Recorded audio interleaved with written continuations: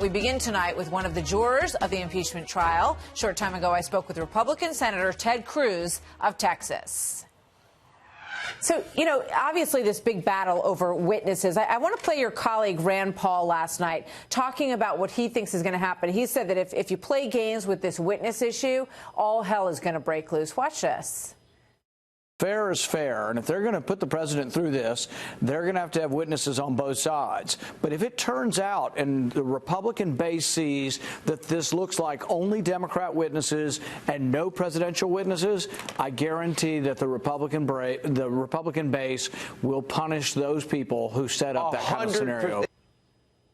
How's that going to work?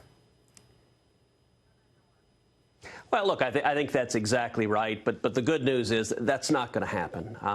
Unlike the House, we've had months and months of this proceeding in the House, and it's been a one-sided circus. I mean, it has been entirely partisan. The House Democrats put it on.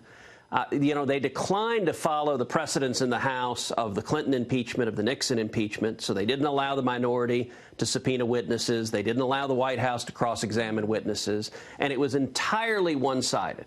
The good news is the Senate, I'm confident, is going to do much better, that we're going to have a fair process. We're going to give both sides a full and fair opportunity to present their case, and we're going to decide the case according to law, and we're going to follow due process. So now what does that mean for witnesses? Well, we're going to proceed in two phases.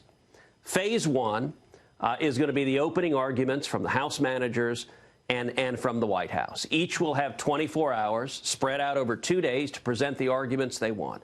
Their legal teams will stand up, present their case, make their arguments, put forward whatever evidence they want in those arguments, and then we'll move to questions from senators that we write down and the Chief Justice asks for us. Mm-hmm. After all of that is completed, then we're going to vote on whether or not to consider additional witnesses, and that'll be a binary choice. If we don't consider additional witnesses, we'll move straight to verdict, and I'm confident the president will be acquitted because the House articles don't meet the constitutional standards of high crimes and misdemeanors. But if we do take witnesses, I think what you just heard is exactly right, that it's going to be fair. We're going to follow the principle of reciprocity, which means if the prosecution gets a witness, the defense is going to get a witness too. Yeah, and I just think, based on what we know, actually getting those witnesses that are being discussed on both sides would drag this out for a very long time. And if both sides are fine with that, then that's likely what's going to happen, because it's not like you're going to say, Hunter Biden, Joe Biden, and John Bolton, can you all please show up tomorrow for questioning? I want to play this from Lev Parnas, who is not a new name to those of us who've followed this for a long time, but is new to, I think, a lot of people in America. Here he is talking about why it's so important to have witnesses in this case. Watch this. I think Bolton is a very important witness, because I think between me and Bolton, we could fit in all the dots. I think because I was on the ground there and he was over here. I mean, and you'd be willing to testify? I would be very willing to testify. What do you say to that, sir? Listen, I think this is a game. It's been a partisan game from the Democrats from the beginning. They've had dozens and dozens of witnesses in the House, one after the other after the other. Now, they wouldn't have any defense witnesses. They didn't want to call in Hunter Biden. They didn't want to hear the evidence of corruption on Joe Biden's part. But they've put on a kangaroo court for months. And this latest fellow, this Lev Parnas guy, what we're seeing, and I think what we're going to see over the next couple of weeks, is a replay of what happened with Brett Kavanaugh, which is that Democrats are going to leak things one day after the other after the other. This is going to happen next week. Every day or two, there's going to be something new leaked, and you're going to see whether it's this Lev fellow or someone else going on Rachel Maddow. And I promise, whatever they leak, they're going to say, this is the smoking gun. This finally does it. And this is all a game of three-card monte.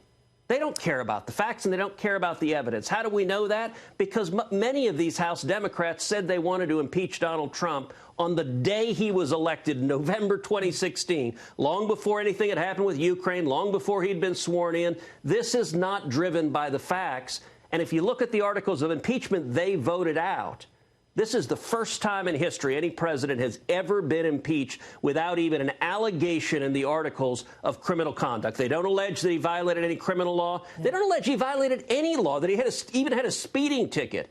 And what this is is Democrats unhappy with the election, trying to use impeachment to remove the president, to undo a democratic election. It's an abuse of the Constitution. The Senate, thankfully, is not going to let itself become the kind of circus the House is. We're going to follow the law. We're going to be fair. We're going to respect due process. And following the law means the president's going to be acquitted. Senator Cruz, thank you for bringing your perspective tonight. I'm sorry we had a little audio delay there, but we're going to be watching Stem to Stern as this gets kicked off next week, and you're going to be a prominent player in all of it, so we'll be watching. Thank you very much, sir. Good to see you, Senator. Thank you, Martha.